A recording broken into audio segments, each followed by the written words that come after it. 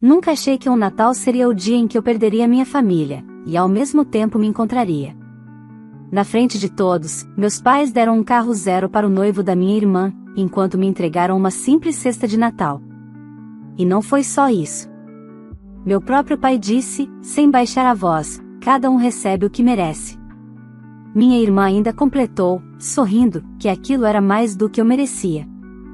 Eu não chorei. Não discuti. Apenas sorri. O que eles não sabiam é que, naquele momento, algo dentro de mim mudou para sempre. E que aquela humilhação pública seria o começo de uma sequência de decisões que faria todos eles pagarem um preço que nunca imaginaram. Fique até o final, porque essa história não é sobre vingança. É sobre dignidade. Olá, seja bem-vindo ao canal Histórias Surpreendentes. Curta e se inscreva nesse canal, aproveite e ative as notificações, comente aqui de qual cidade você está assistindo, vou adorar saber e deixar um coração no seu comentário. Vale lembrar que os nossos vídeos não são relatos reais, são histórias voltadas apenas para o entretenimento. Toda a criação e edição são feitas pelo proprietário do canal.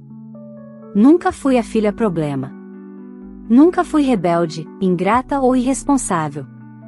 Ainda assim, dentro da minha própria casa, sempre ocupei o lugar da que sobrava. A que estava ali quando era conveniente. A que não dava trabalho, mas também não dava orgulho.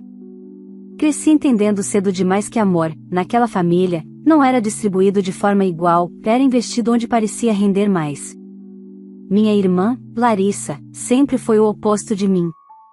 Linda, expansiva, acostumada a ser o centro das atenções.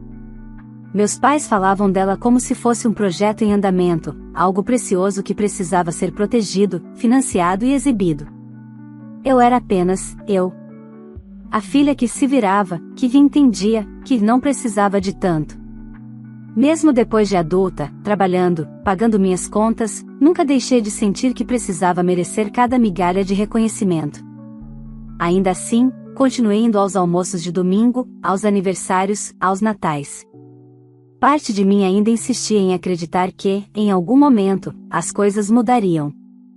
O Natal daquele ano parecia prometer algo diferente. Meus pais insistiram para que fosse na casa deles, disseram que queriam reunir a família como antigamente. Larissa também estaria lá, com o noivo, Renato, um homem que havia entrado na família há pouco tempo, mas já era tratado como filho. Cheguei cedo, como sempre. Ajudei minha mãe na cozinha, arrumei a mesa, ouvi comentários atravessados disfarçados de brincadeira. Meu pai mal falou comigo.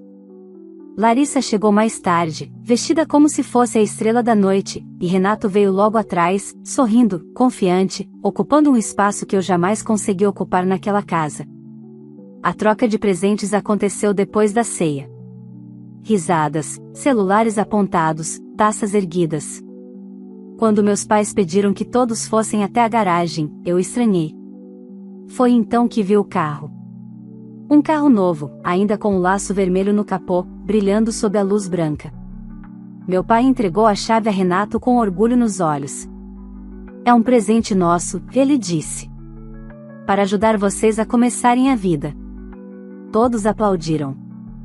Larissa chorou. Renato agradeceu como se aquilo fosse o reconhecimento natural de quem sempre mereceu tudo. Depois disso, voltamos para a sala. Foi quando minha mãe me entregou uma cesta de Natal simples, dessas prontas de supermercado. Panetone, biscoitos, uma garrafa de suco. Nada personalizado. Nada pensado. Meu pai foi direto, sem desviar o olhar, cada um recebe o que merece. Antes que eu pudesse reagir, Larissa completou, sorrindo, agradeça por essa cesta, mana. É mais do que você merece. O silêncio que se seguiu não foi constrangedor para eles. Foi apenas definitivo para mim. Naquele instante, algo se rompeu. Não chorei. Não discuti. Apenas entendi. Entendi que não era distração, nem falta de sensibilidade. Era escolha. Eles sabiam exatamente o que estavam fazendo. E, pela primeira vez, percebi que continuar ali era concordar. Sorri, agradeci pela cesta e me despedi pouco depois, sob olhares indiferentes. O que eles não sabiam é que aquele Natal não marcava apenas mais uma humilhação. Marcava o começo do fim da história que eles achavam que controlavam. Porque, a partir daquela noite, eu parei de tentar ser aceita, e comecei a agir. Saí da casa dos meus pais naquela noite com a cesta de Natal apoiada no banco do passageiro, como se fosse um lembrete físico do meu lugar naquela família. Dirigi devagar, não por prudência, mas porque algo dentro de mim ainda tentava entender quando exatamente eu tinha deixado de ser filha para virar apenas um detalhe incômodo. No dia seguinte, acordei cedo, mesmo sem conseguir dormir direito. O silêncio do meu apartamento era diferente do silêncio da noite anterior. Não havia risadas falsas, nem frases cortantes disfarçadas de brincadeira. Pela primeira vez, o silêncio não me diminuía. Ele me organizava. Coloquei a cesta sobre a mesa e comecei a tirar os itens um a um. Panetone comum, biscoitos genéricos, uma mensagem impressa desejando boas festas. Nenhuma palavra escrita à mão. Nenhuma lembrança pessoal. Aquilo não era um presente. Era um recado. Enquanto organizava a cozinha, meu celular vibrou. Mensagem da minha mãe: espero que você não tenha levado para o lado pessoal. Você sabe como seu pai é. Apaguei sem responder. Minutos depois, outra notificação. Agora da Larissa, no grupo da família: bom dia. Ainda sem acreditar no carro. Obrigada, pai e mãe. Vocês são tudo. As respostas vieram rápidas, cheias de emojis, elogios e promessas de fotos nas redes sociais. Meu nome não foi mencionado. Minha ausência não foi notada. Foi ali que percebi algo essencial: eu sempre estive presente demais para fazer falta. Sempre disponível. Sempre compreensiva. Sempre aceitando menos para manter a ilusão de família. Passei o resto da manhã trabalhando, mas minha cabeça não estava nas tarefas. Estava revisitando anos de pequenas cenas que eu havia normalizado. A vez em que precisei vender meu notebook para pagar um curso enquanto meus pais bancavam a pós-graduação da Larissa. O carro que me disseram para financiar sozinha porque ela precisava mais. As festas em que eu ajudava a pagar, mas nunca escolhia nada. À tarde, fui até a casa dos meus pais buscar algumas coisas que havia deixado lá. Avisei que passaria rapidamente. Quando cheguei, encontrei Renato na garagem, admirando o carro novo, celular na mão, gravando um vídeo. Cunhada. Ele disse, animado. Já viu como ele responde rápido?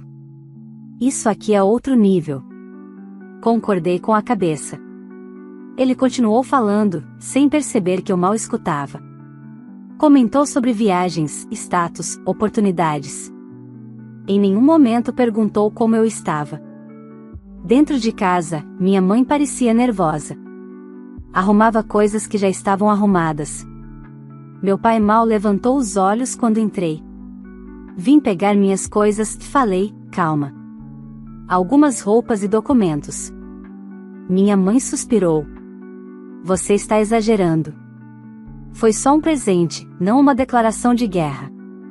Olhei para ela por alguns segundos antes de responder. Não foi o presente. Foi o que vocês disseram depois. Meu pai soltou uma risada curta. Lá vem drama. Você sempre foi sensível demais. Aquilo não doeu. Surpreendentemente, não doeu. Porque, naquele momento, eu já tinha parado de esperar algo diferente deles. Subi ao meu antigo quarto. Abri gavetas, peguei papéis, e encontrei coisas esquecidas. Entre elas, uma pasta com comprovantes antigos. Transferências que fiz para meus pais ao longo dos anos. Ajuda com contas, consertos, emergências. Sempre sem recibo. Sempre sem agradecimento.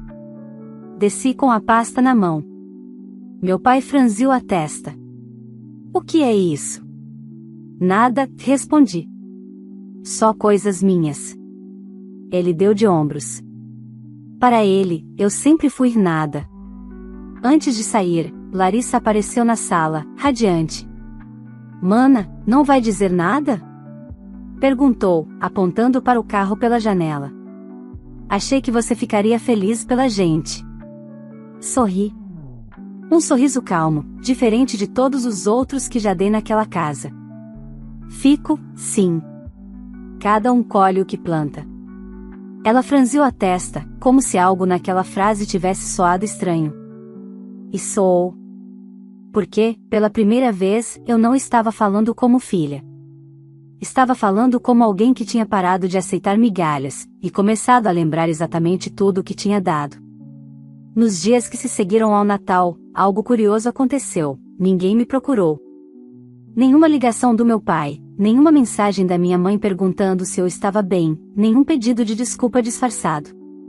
O silêncio deles não era arrependimento. Era certeza. Eles tinham convicção absoluta de que eu voltaria, como sempre fazia. E foi exatamente isso que me fez parar. Parei de responder mensagens genéricas. Parei de ir aos almoços de domingo. Parei de me explicar. Pela primeira vez, experimentei o desconforto de não ocupar o papel que esperavam de mim.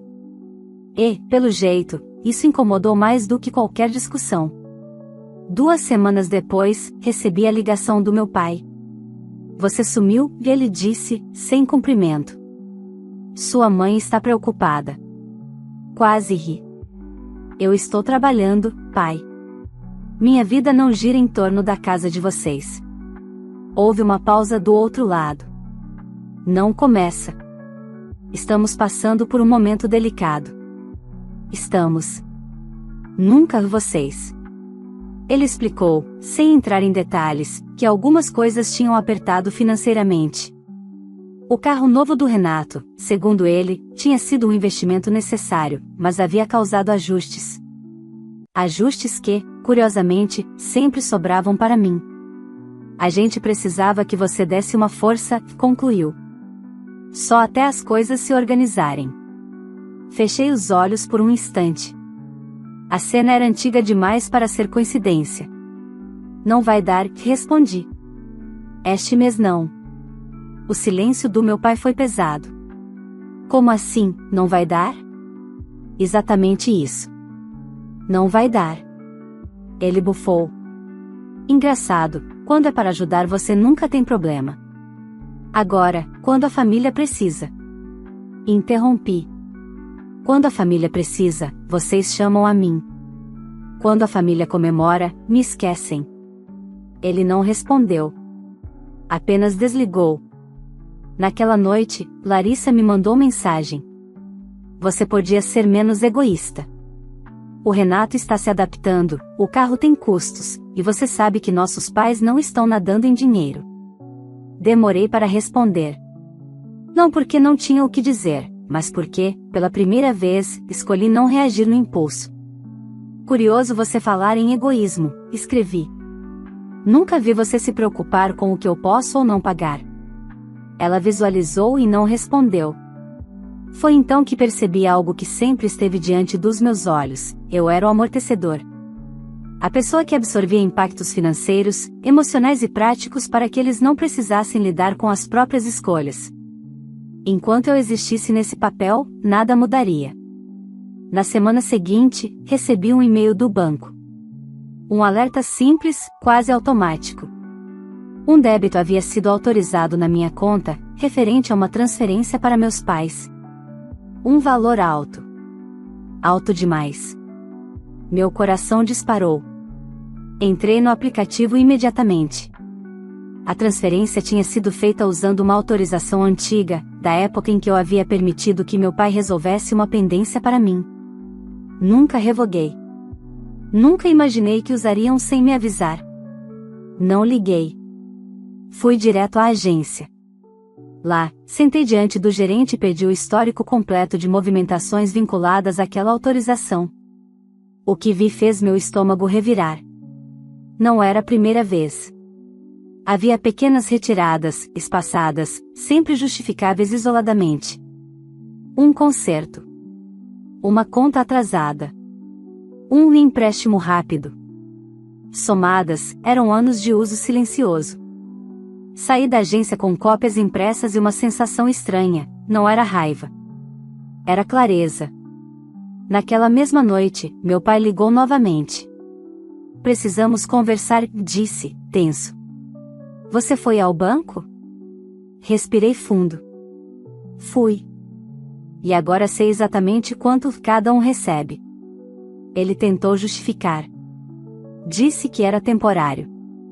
Que pretendia devolver. Que eu estava exagerando. Não, respondi, firme. Eu estava sendo usada. E isso acabou. Do outro lado da linha, ouvi a voz da minha mãe. Você não faria isso com a gente, ela disse.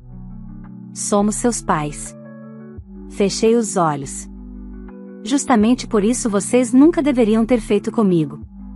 Desliguei. Naquela noite, organizei todos os documentos, extratos e comprovantes numa pasta. Não por vingança. Mas porque, pela primeira vez, eu estava preparada para não ser tratada como alguém que não percebe. Eles ainda não sabiam. Mas a partir dali, cada passo que dessem, teria consequências. Nos dias seguintes, vivi uma espécie de calma tensa. Não era paz, tampouco ansiedade. Era a sensação de quem finalmente enxerga o mapa inteiro depois de anos caminhando no escuro. Eu não tinha feito nada além de colocar limites, mas, para eles, isso já era uma afronta. A primeira reação veio disfarçada de normalidade. Minha mãe apareceu no meu trabalho numa tarde qualquer, sem avisar. Sentou-se na recepção como se fosse uma visita carinhosa, ignorando o constrangimento que causava. A gente precisa resolver isso, disse, assim que entramos numa sala vazia. Seu pai está muito abalado. Inclinei a cabeça, esperando o complemento que nunca vinha. Ela respirou fundo. Você sabe que a Larissa sempre precisou de mais apoio. Você sempre foi forte. Ali estava ela. A frase que justificou uma vida inteira de desigualdade. Forte não é sinônimo de descartável, respondi. Minha mãe tentou segurar minha mão. Retirei a minha com cuidado. Você está levando tudo para um lado extremo. Família não funciona com planilha. Olhei para ela. Funciona com respeito. E isso nunca entrou na conta de vocês. Ela saiu contrariada, dizendo que eu estava mudada. Eu estava mesmo. E não pretendia pedir desculpas por isso. Na semana seguinte, descobri que Renato tinha pedido demissão do emprego. Soube por acaso, por um comentário atravessado da Larissa nas redes sociais, reclamando de fases difíceis e inveja disfarçada de moralismo. O carro novo continuava aparecendo nos stories, mas agora sempre acompanhado de frases motivacionais. Meu pai me ligou naquela noite. O Renato está passando por um momento de transição, lhe explicou. E a Larissa está muito pressionada. Imagino, respondi, neutra. Seria bom se você pudesse ajudar. Nem que fosse por um tempo. Sorri, sem humor, ajudar como? Como sempre ajudei. Ele se irritou. Você está fazendo isso por vingança. Não. Estou fazendo isso por sanidade. Foi então que ele perdeu a paciência. Você acha mesmo que pode simplesmente virar as costas para a família? Depois de tudo que fizemos por você? A frase ecoou dentro de mim por alguns segundos. O que vocês fizeram por mim? Perguntei, calmamente. Ele não respondeu. Dias depois, recebi uma notificação inesperada. Meu nome havia sido citado em uma negociação de financiamento ligada ao carro de Renato. Não como compradora. Como referência financeira. Alguém tinha usado meus dados, mais uma vez, sem autorização. Dessa vez, não fui ao banco. Fui ao cartório. Bloqueei qualquer tipo de uso do meu nome, CPF e autorizações antigas. Formalizei tudo. Assinei papéis. Registrei datas. Saí de lá com a sensação de quem fecha uma porta que nunca deveria ter sido aberta. Quando Larissa descobriu, explodiu. Você enlouqueceu? Gritou ao telefone. Você sabe o quanto isso nos prejudica? Eu sei exatamente, respondi. Por isso fiz. Ela riu, um riso curto e venenoso. Você sempre quis isso. Ver a gente cair. Não, corrigi. Vocês estão caindo porque sempre se apoiaram em mim sem perceber que eu também precisava de chão. O silêncio dela foi diferente. Não era desprezo. Era medo. Poucos dias depois, meus pais receberam uma notificação formal sobre as transferências feitas sem meu consentimento. Não era um processo. Era um aviso. Um limite escrito, registrado, impossível de ignorar. Minha mãe me ligou chorando. Você vai nos expor? Perguntou. Vai nos humilhar? Fechei os olhos. Vocês se expuseram sozinhos. Eu só parei de esconder. Naquela noite, sentei no sofá do meu apartamento, cercada por pilhas de documentos que contavam uma história que eu nunca tinha querido enxergar inteira. Não era sobre dinheiro. Nunca foi. Era sobre o direito básico de não ser usada. Eles ainda tentariam. Eu sabia. Quando um sistema vive anos se sustentando em alguém, ele não desmorona em silêncio. E o pior ainda estava por vir. Quando você para de sustentar uma mentira, ela não cai de uma vez. Primeiro, rende. Depois, racha. Foi exatamente isso que começou a acontecer com eles. A história do momento de transição do Renato não durou muito. Em menos de um mês, os atrasos começaram a se acumular. Seguro do carro. Parcela. IPVA. Multas. Nada disso aparece em fotos bonitas nas redes sociais, mas tudo cobra com juros. Meu pai me ligou numa tarde chuvosa, a voz mais baixa do que de costume. A gente vai vender algumas coisas, disse. Só até estabilizar. Vender o quê? Perguntei. Houve uma pausa desconfortável. Algumas aplicações. E, talvez o carro. Não respondi. Não por crueldade, mas porque aquela decisão não me pertencia mais. 2 dias depois, Larissa apareceu no meu prédio. Não avisou. Subiu direto, como sempre fez, como se meu espaço ainda fosse extensão da casa dos meus pais. Abri a porta e encontrei uma versão dela que eu não conhecia, maquiagem impecável, sorriso trincado, olhos tensos. Precisamos conversar, disse, entrando sem pedir licença. Sentei no sofá, cruzei as pernas e esperei. Pela primeira vez, não estava disposta a conduzir nada. Você passou dos limites, começou. Criou um clima horrível na família. O Renato está sendo prejudicado. O Renato se prejudicou sozinho, respondi. Ela bufou. Você nunca aceitou que eu tivesse mais. Sempre foi inveja. Inclinei a cabeça. Se fosse inveja, eu teria pedido o que vocês tinham. Eu só pedi para não ser tratada como caixa eletrônico. Ela riu, nervosa. Você acha que está vencendo, né? Se sentindo poderosa. Não, respondi. Estou me sentindo livre. Foi quando ela deixou escapar. Você sabe que o carro está no nome do Renato, mas quem assinou como fiadora foi a mãe. Levantei os olhos lentamente. A nossa mãe? Ela percebeu tarde demais o erro. Não, quer dizer, foi só para facilitar. Meu estômago gelou. Você usou os dados dela? Larissa desviou o olhar. Todo mundo faz isso. É família. Aquela frase foi o ponto de virada. Não porque me chocou, mas porque confirmou tudo. Naquela noite, liguei para minha mãe. Não para acusar. Para perguntar. Mãe, você assinou algo para o carro do Renato? O silêncio do outro lado durou tempo demais. Seu pai resolveu isso, ela respondeu. Eu confiei. Confiança. A palavra que sempre nos mantinha presos. Expliquei calmamente o que havia descoberto. Que o nome dela estava envolvido. Que os riscos eram reais. Que, se algo desse errado, a dívida cairia sobre ela. Ela começou a chorar. A Larissa disse que era seguro. Fechei os olhos. Ela também disse que eu não merecia nada. Você acreditou. No dia seguinte, minha mãe foi ao banco. Descobriu que havia assinado o documento sem entender plenamente. Descobriu que estava, sim, comprometida financeiramente. Descobriu que o presente tinha um custo que ninguém tinha explicado. O clima na casa dos meus pais se tornou irrespirável. Meu pai tentou manter a pose, mas já não conseguia esconder o desespero. Renato começou a evitar visitas. Larissa brigava com todos. A família que sempre se apresentou como unida agora se fragmentava sob o peso das próprias escolhas.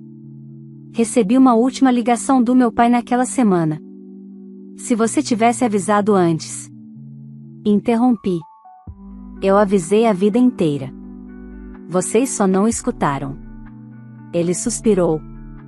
Você podia ajudar a consertar isso. Olhei pela janela, observando a chuva cair. Não fui eu quem quebrou. Desliguei. Naquele fim de semana, soube que o carro tinha sido colocado à venda às pressas, por um valor abaixo do mercado. Soube também que o noivado estava passando por um momento delicado. Quando a base de uma relação é construída sobre aparência, basta faltar dinheiro para o amor virar cobrança. Eu não comemorei. Não senti prazer. Senti confirmação. A confirmação de que aquela frase dita no Natal, cada um recebe o que merece, finalmente começava a cobrar seu verdadeiro significado. E ainda não tinha acabado. Depois que o carro foi colocado à venda, a casa dos meus pais entrou num estado estranho, quase febril. Não era apenas a falta de dinheiro. Era a perda da narrativa. Pela primeira vez, eles não conseguiam mais fingir que tudo estava sob controle. Larissa me ligou numa noite de terça-feira, já tarde. Atendi porque sabia que aquela ligação não era por saudade. Você conseguiu o que queria, ela disse, sem rodeios.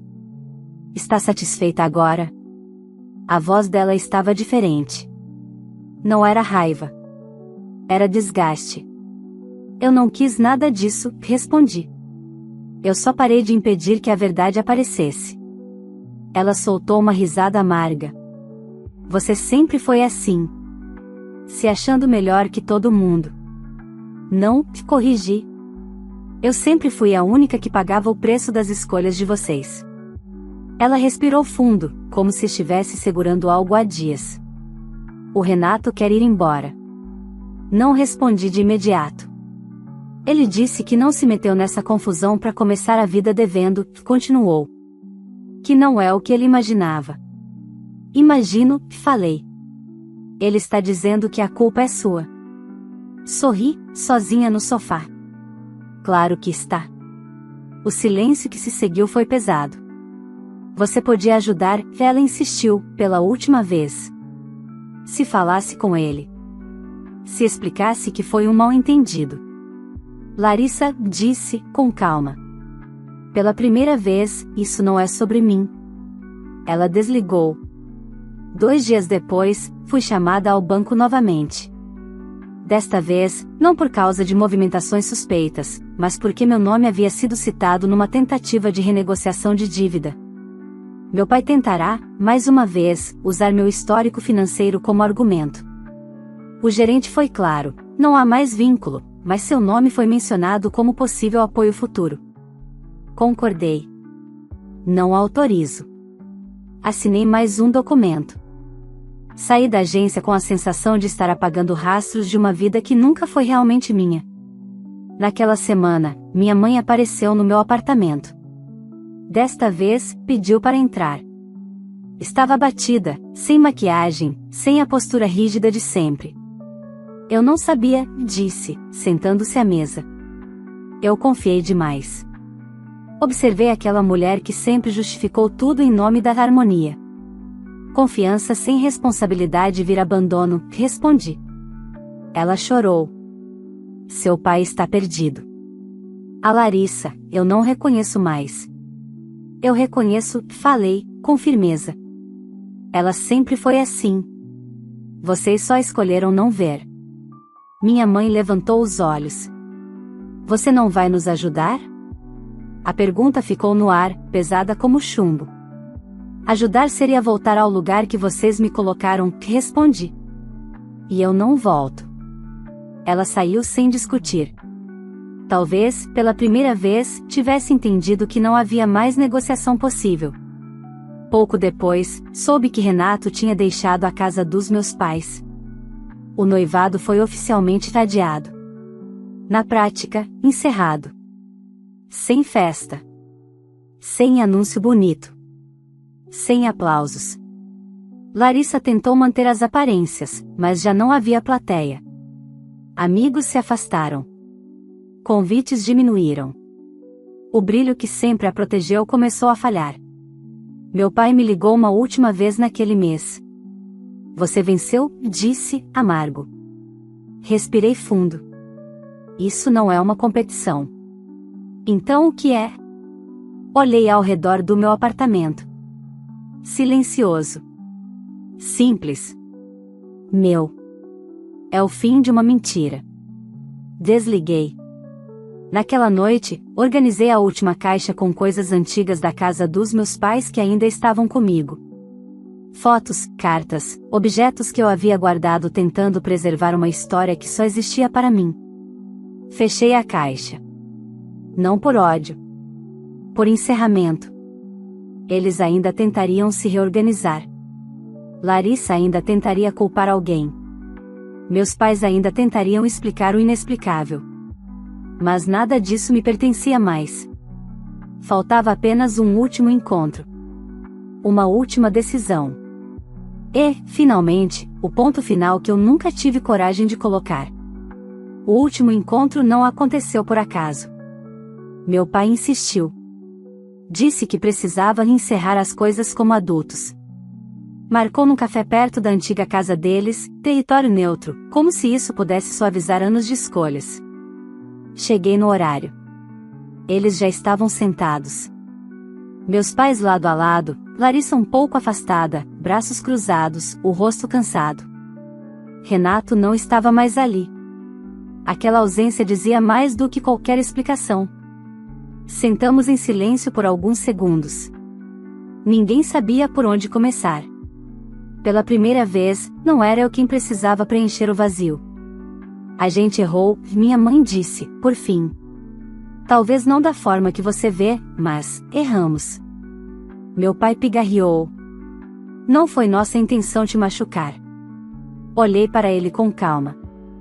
Intenção não apaga a repetição. Larissa revirou os olhos. Você sempre dramatiza.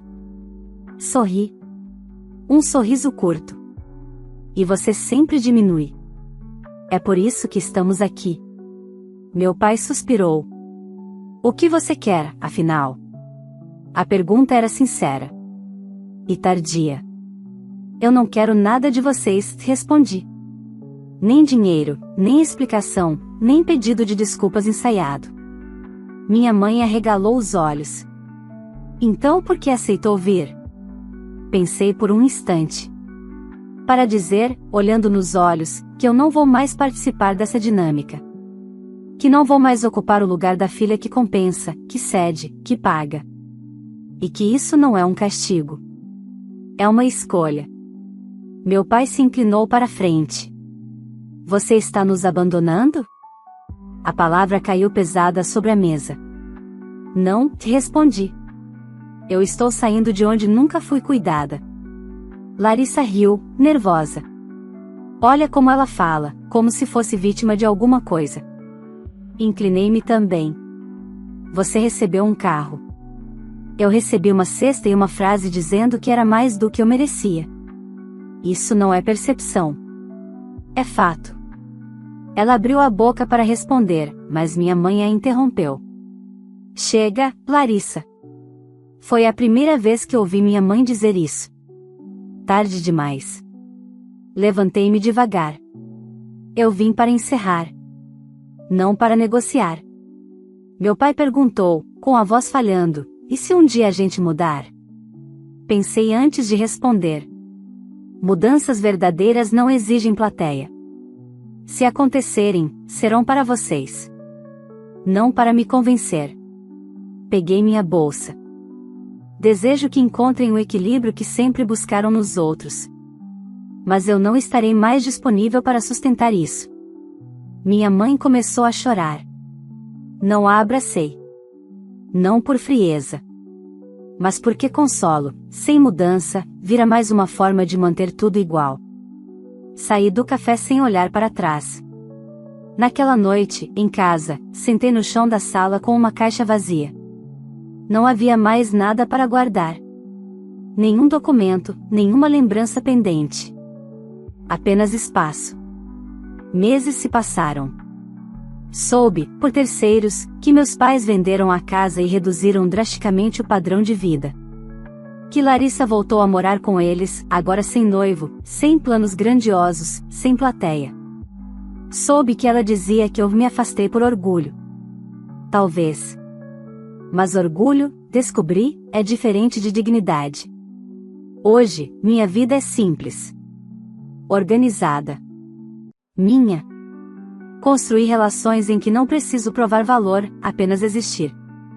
Aprendi que família não é quem nos prende pelo passado, mas quem respeita nosso presente. Às vezes, penso naquele Natal.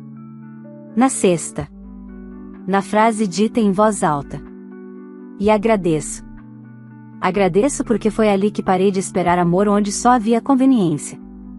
Foi ali que entendi que continuar tentando também é uma forma de se perder. Eu não reatei laços. Não voltei atrás. Não me arrependi. Porque, pela primeira vez, eu não fui a filha rejeitada. Fui apenas eu. E isso, finalmente, foi suficiente. Se essa história tocou você em algum nível, curta este vídeo para que ele alcance mais pessoas que também precisam ouvir essa mensagem. Inscreva-se no canal se você gosta de histórias reais, profundas e cheias de significado, porque sempre tem um novo relato esperando por você aqui. Agora eu quero saber de você, se estivesse no lugar dessa filha, você faria o mesmo? Você teria coragem de se afastar para proteger sua dignidade, mesmo sendo da própria família? Deixe sua opinião nos comentários, eu leio todos. E me conta também, de qual cidade você está assistindo este vídeo? Eu faço questão de deixar um coração no seu comentário. Se você conhece alguém que vive algo parecido, compartilhe este vídeo. Às vezes, uma história é tudo que alguém precisa para criar coragem e mudar a própria vida. Vale lembrar que os nossos vídeos não são relatos reais, são histórias voltadas apenas para o entretenimento. Toda criação e edição são feitas pelo proprietário do canal.